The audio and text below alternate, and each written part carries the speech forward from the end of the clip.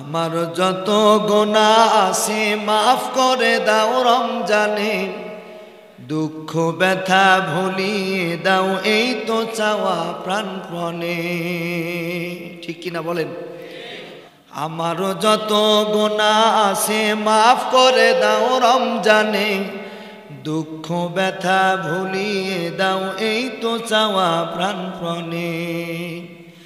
রমজানের হক আদায় করার শক্তি দাও প্রভু, তোমার শরণ থাকুক মনে অন্তরে ভয় দাও প্রভু। দুঃখ ব্যথা ভুলিয়ে দাও এই তো চাওয়া প্রাণপণে। আমার যত গুনাহ আছে মাফ করে দাও রমজানে, দুঃখ ব্যথা ভুলিয়ে দাও এই তো চাওয়া প্রাণপণে। হৃদয়ে দাও তোমারি নূর এই তো চাওয়া আনমনে, দুঃখ ব্যথা ভুলিয়ে দাও এই তো চাওয়া প্রাণপণে। মনের কালি দাও মুছে রহমতে রমজানে, হেরার আলো দাও জ্বালিয়ে এই সমাজের সবখানে। জান্নাত যেন হয় ঠিকানা এই তো চাওয়া সব প্রাণে, জান্নাত যেন হয় ঠিকানা এই তো চাওয়া সব প্রাণে। দুঃখ ব্যথা ভুলিয়ে দাও এই তো চাওয়া প্রাণপণে। আমার যত গুনাহ আছে মাফ করে দাও রমজানে, দুঃখ ব্যথা ভুলিয়ে দাও এই তো চাওয়া প্রাণপণে। আউযু বিল্লাহি মিনাশ শাইতানির রাজিম, বিসমিল্লাহির রহমানির রহিম।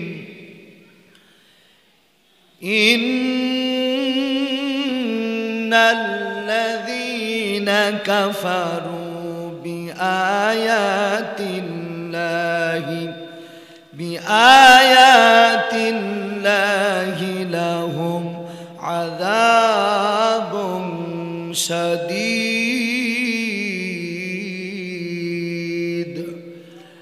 সাদাকাল্লাহুল আযীম। ওয়া ক্বালা তাআলা ফি শানি হাবিবিহি ইন্নাল্লাহা ওয়া মালাইকাতাহু ইউসাল্লুনা আলান নবী ইয়া আইয়ুহাল্লাযীনা আমানু সাল্লু আলাইহি ওয়া সাল্লিমু তাসলিমা। আলহামদুলিল্লাহ ওয়া কাফা ওয়া সালামু আলা ইবাদিল্লাহিল মুস্তাফা। আম্মা বাদ। মুআজ্জাজ মুহতারাম, বাংলাদেশের ঐতিহ্যবাহী জেলা কুষ্টিয়া জেলা কুমারখালী উপজেলার পুরাতন চড়াইকুল দক্ষিণপাড়া জামে মসজিদ ওয়াত্র এলাকার সার্বিক সহযোগিতায় আয়োজিত ঐতিহাসিক 12তম তাফসিরুল কোরআন মাহফিল, এ মাহফিলের সম্মানিত সুযোগ্য সভাপতি, যিনি হাজারো আলেমদের উস্তাদ, শ্রদ্ধাভাজন আমাদের বড় ভাই, আমাদের আহবার মুহাদ্দিস হযরত মাওলানা নূর মোহাম্মদ। আল্লাহ পাক আল্লাহর গোলামকে হায়াতে তৈয়বা আল্লাহ তাআলা যেন দান করেন, সকলে বলছি আল্লাহুম্মা আমিন।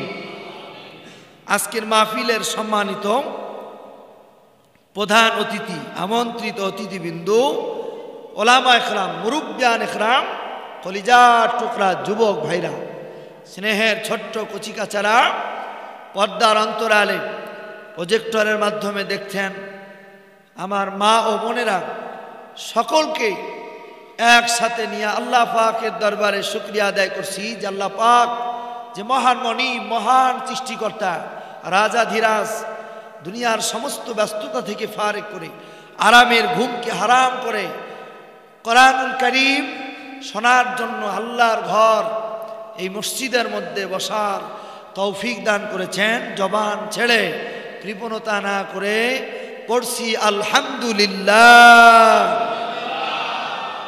লক্ষ কোটি দরুদ ও সালাম সৈয়দুল মুরসালিন আশরাফুল আম্বিয়া তাজেদারে মদিনা হাবিবে কিবরিয়া মুহাম্মদ রাসূলুল্লাহ সকলে পড়ছি সাল্লাল্লাহু আলাইহি ওয়াসাল্লাম। সম্মানিত ভাইরা, আমার পূর্বে আলোচনা করতেছিলেন হযরত মাওলানা হাবিবুর রহমান ভাই, আল্লাহ তাআলা তিনার আলোচনাকে কবুল করে অত্যন্ত সুন্দর আলোচনা করতেছিলেন। কি বল, ঠিক কিনা? গঠনমূলক কথা বলতেছিলেন। আল্লাহ পাক তিনার এই কণ্ঠটা, তিনার এই দ্বীনের কথা আল্লাহ পাক দ্বীনের দায়ী হিসাবে যেন আল্লাহর গোলামকে সারা পৃথিবীর জন্য কবুল আর মঞ্জুর করুক, বলেন আমিন। সম্মানিত উপস্থিতি, আমি ছোট মানুষ, অল্প সময় কথা বলবো ইনশাআল্লাহ। আজকের মাহফিল পোস্টারও দেখতেছে আলহামদুলিল্লাহ, পরিবেশ অন্যরকম, একেবারেই জান্নাতি পরিবেশ। কি বলেন? দুনিয়ার মধ্যে সব থেকে শ্রেষ্ঠ ঘর কোন ঘর? এই মসজিদ। এত দামি জায়গা এই মসজিদ। দুই শ্রেণীর মানুষকে আল্লাহ পাকের ফেরেশতারা পর্যন্ত আমাদের চোখ দেখে না, কিন্তু ফেরেশতারা বরণ করে মসজিদের মধ্যে ঢোকায় মসজিদের মুসল্লিদের। সুবহানাল্লাহ বলবেন না? তাহলে মসজিদের দাম কম না বেশি? অনেক বেশি। আমার নবীজি বলেছেন, কোন বান্দা যখন মসজিদের ভিতরে ঢোকে, ওই মসজিদের গেটের সামনে আল্লাহ পাকের এক ফেরেশতা দাঁড়িয়ে থাকে। আল্লাহর কোন বান্দাকে আল্লাহ পাক গুনাহ নিয়া মসজিদের ভিতরে ঢুকতে দেয় না। সুবহানাল্লাহ। কি কোনো গুনাহ নাই। ওই মসজিদের গেটের সামনে আল্লাহর ফেরেশতা দাঁড়ায়া যখন মুসল্লিদের গুনাহগুলি এত পরিমাণ হয়ে যায়, আল্লাহ পাকের দরবারে ওই ফেরেশতারা প্রার্থনা করে যে আল্লাহ এত গুনাহ, এই গুনাহ নিয়ে আমি দাঁড়ায় থাকতে পারি, আল্লাহ তুমি তোমার ওই বান্দাদের গুনাহগুলিকে মাফ করে দাও। আল্লাহর ফেরেশতারা যখন আল্লাহ পাকের কাছে যখন প্রার্থনা করে, আল্লাহ পাক যখন গুনাহ মাফ করে দেয়, আল্লাহর বান্দা যখন মসজিদ থেকে বের হয়, বলে গুনাহ মুক্ত জীবন নিয়া মসজিদ থেকে বের হয়ে যায়। সুবহানাল্লাহ। এজন্য অনেক দামি পরিবেশ, ঠিক কিনা বলেন? আমি আলোচনা আসলে মসজিদের ভিতরে, তো এজন্য মসজিদের কথা গলায় মনে করছি বলবো, কষ্ট হবে আপনাদের। আজকে জুমার দিন অতিবাহিত করলেন, অত্যন্ত দামি দিন, ঠিক কিনা?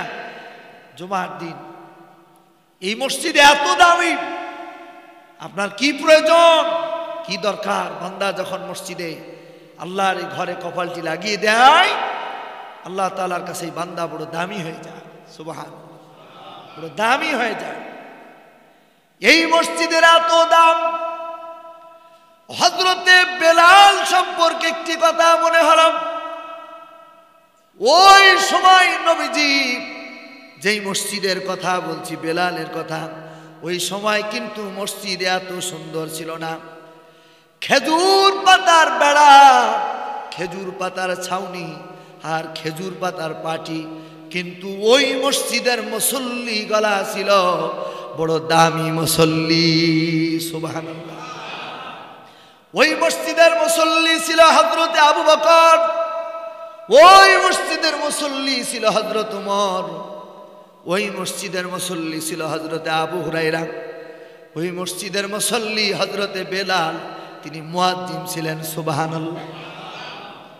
আমার ভাইরা, এত দামি মুসল্লি হযরত উমর আর হযরতে আবু বকরের কথা যদি বলি, কথার ফাঁকে কোরআন এত বরকতপূর্ণ কিতাব, এলেম কালাম কিচ্ছু নাই, কিন্তু কোরআন নিয়া যখন সামনে কোনো আলেম বসে যায়, আল্লাহ পাক যেন তার মাথার ভিতরে কথাগুলা দিয়ে দেয়। আমার ভাইরা, এর ফাঁকার একটি কথা মনে হলো। হযরতে আয়েশা সিদ্দিকা রাদিয়াল্লাহু তাআলা আনহা